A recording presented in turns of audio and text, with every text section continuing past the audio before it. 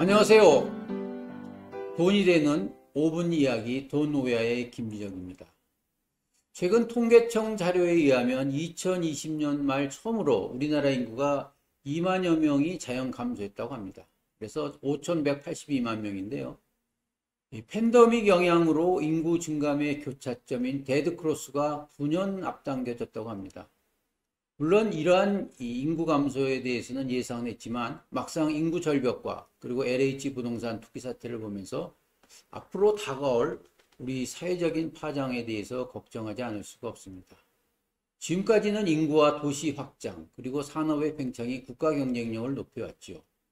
그런데 인구 감소가 되면 산업 생산력을 떨어뜨리고 국력의 약화와 삶의 질 저하를 당연히 가져올 것입니다. 왜냐하면 노령인구에 따른 부양비용이 증가하고 그 대신에 젊은 사람들이 생산성 둔화로 인해서 성장률이 낮춰지기 때문이죠.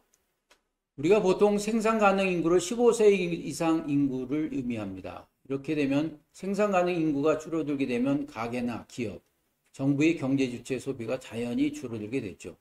그리고 국내 총생산인 GDP도 감소하고 또 이러한 감소하는 증세가 저성장으로 고착화되지 않을까 이런 걱정을 하고 있습니다. 그 밖에 인구 감소는 여러 가지 문제점을 나타내는데 노동력 부족으로 인건비가 상승이 되겠죠. 그렇게 되면은 자연히 공장이 해외로 이전하게 될지도 모르겠습니다. 물론 인구 감소가 경제 성장의 악화 영향이다라는 것에 대한 반론도 만만치는 않습니다. 왜냐하면 AI나 신재생에너지 등에 대한 투자가 가시적으로 나타내서 생산성 증가를 오히려 이어진다라고 이렇게 얘기합니다. 그리고 새로운 아이디어를 가진 신생기업들이 많아져서 보완적인 소비를 한다. 그리고 혁신을 수행할 것이다 라고 얘기합니다. 특히 환경 문제나 또 식량 공급 문제를 완화시킬 수 있지 않나 라고 의견을 얘기합니다. 특히 이 세계에서 가장 인구 밀도가 높은 우리 한국에서 이제 좀 공간적인 여유를 누리며 살지 않을까라고 기대도 합니다. 여러분은 어떤 생각이신가요? 옳고 그름에 대해서 여러분의 판단을 맡기고 일본 시장에 대해서를 한번 찾아보도록 하겠습니다. 2018년도에 일본의 전국의 빈집은 846만 가구였답니다. 전체 가구의 전체 주택이 13.6%였는데요. 2033년이 되면은 빈집이 30%가 넘는다고 합니다. 결국 일본은 1990년도부터 잃어버린 20년, 잃어버린 30년으로 해서 된 것도 결국 인구가 연관되어 있지 않나 이렇게 보고 있습니다.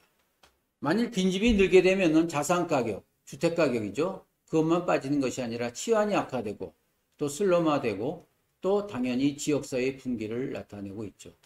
일본도 잃어버린 20년이 될 때 1990년도부터 생산 가능 인구가 급격히 감소하기 시작했다고 합니다. 그 여파로 경기 침체가 이어졌죠.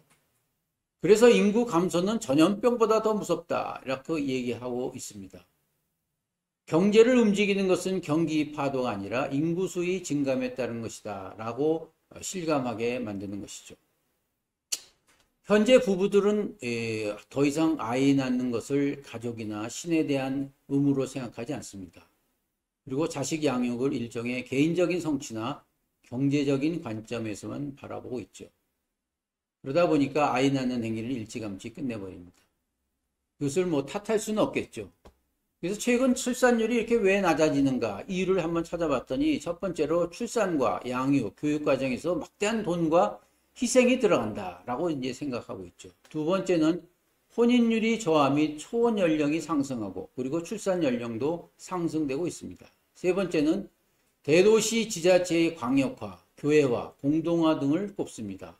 그런데 인구 감소의 가장 큰 그 문제점은 출생아 수가 급격히 감소함에 따라서 출생 코호트 간의 불균형으로 이죠. 그리고 그로 인해서 야기되는 사회적인 경제적 비용이라 할 수 있겠습니다. 운명처럼 다가온 인구 자연 감소라는 절벽을 막기 위해서 어떻게 해야 되느냐. 경제적인 양극화를 해소돼야 될 것입니다. 그리고 비정규적인 차별 임금 개선, 그리고 근로시간이 쉐어링, 그리고 유연 근무제 등이 자리매겨야 되지 않을까 생각합니다. 청취해 주셔서 감사합니다.